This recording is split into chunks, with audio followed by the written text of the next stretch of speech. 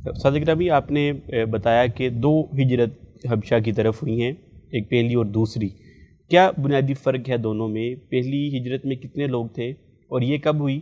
اور دوسری ہجرت حبشہ اس پہ کتنے لوگ تھے اور یہ کب ہوئی؟ یہ دونوں میں کیا فرق ہے؟ پہلی جو ہجرت ہوئی اس کے حوالے سے ہم ذکر کر رہے تھے، اس میں کوئی 14-15 لوگ تھے. تو اصل میں ہوا یہ کہ یہ لوگ وہاں گئے اور اس کے بعد کچھ حالات بعد میں چینج ہوئے. ٹھیک ہے. یا ان تک جو اطلاعات تھیں وہ یہ کہ حالات بدل گئے ہیں، یعنی وہ والے حالات نہیں رہے ہیں کہ اب ہم اگر مکہ مکرمہ واپس جاتے ہیں تو ہمارے اوپر مظالم ہوں گے یا ہمیں اللہ کی بندگی نہیں کرنے دی جائے گی. تو ان وجوہات کی بنا پر یہ لوگ واپس آ گئے.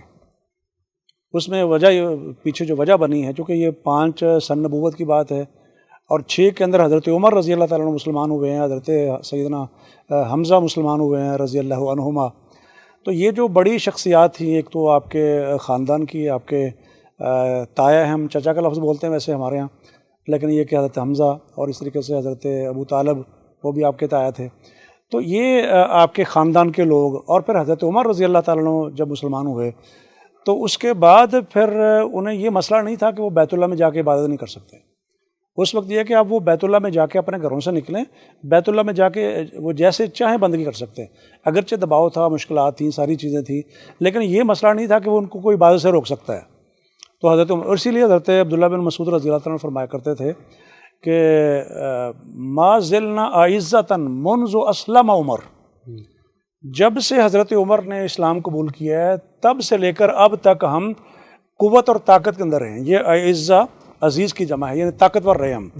تو وہ چونکہ، اور پھر نبی الاسلام کی دعا بھی یہی تھی کہ اعز الاسلام، اللہ اسلام کو مضبوط کر دے، قوت عطا فرما عمر کے ذریعے سے.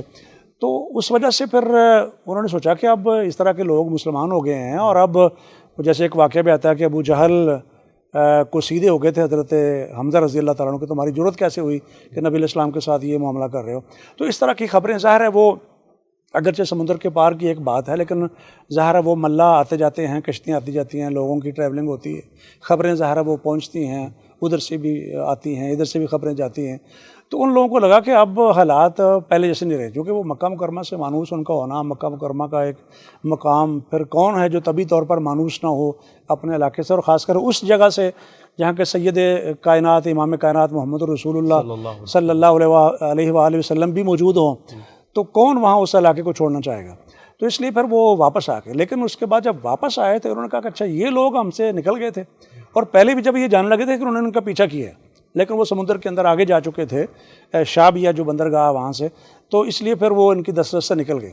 اب ان کو پھر وہ کہتے ہیں نا پنجابی میں وٹ چڑھا، غصہ آیا کہ ان کو یہ ہم سے چلے گئے تھے، اب ان کو ہم نہیں چھوڑیں گے. تو انہوں نے پھر وہ مظالم جو مزید تیز کر دیے، مزید سختیاں اس میں ہو گئیں. اس کے بعد پھر بڑے پیمانے پر یہ 82-83 لوگ جو ہے دوسری ہجرت میں، یہ 2.5-3 سال کے بعد پھر انہیں 10 سن نبوت کے اندر، جس کے بعد وہ طائف والا واقعہ بھی ہے. تو یہ یعنی تقریباً 2.5-3 سال کا درمیان میں گیپ ہے. پھر دوسری ہجرت ان لوگوں نے کی ہے، جس میں نبی الاسلام کے خاندان کے لوگ بھی ہیں، حضرت عثمان رضی اللہ تعالیٰ عنہ ہیں، حضرت جعفر بن ابی طالب ہیں نبی الاسلام کے، وہ بھی تایا لگتے ہیں، اور خاندان کے لوگ بھی ہیں. پھر آپ کی بیٹی ہے نبی علیہ السلام کی حضرت رقیہ، حضرت عثمان بن مظعون ہیں، عثمان بن عفان ہے رضی اللہ تعالیٰ عنہ. تو یہ بڑے بڑے لوگ جو پھر انہوں نے یہ ہجرت کی ہے، چونکہ یہ تجربہ ان کا کامیاب رہا. یعنی حبشے کا تجربہ ہجرت کا، وہاں جانا، اکاموڈیشن، عزت ملنا، ان کو یہ سارا کچھ وہ دیکھ چکے تھے. تو اس لیے انہوں نے پھر دوبارہ، ایک تو یہ کہ انہوں نے وہ واپس آ کے حالات دیکھ لیے کہ مزید ٹائٹ ہو گئے، تو پھر دوبارہ ہجرت ان کو وہ کرنا پڑی حبشے کی جانب. تو یوں دوسری جو ہجرت حبشہ وہ اس تناظر میں پھر وہ ہوئی ہے.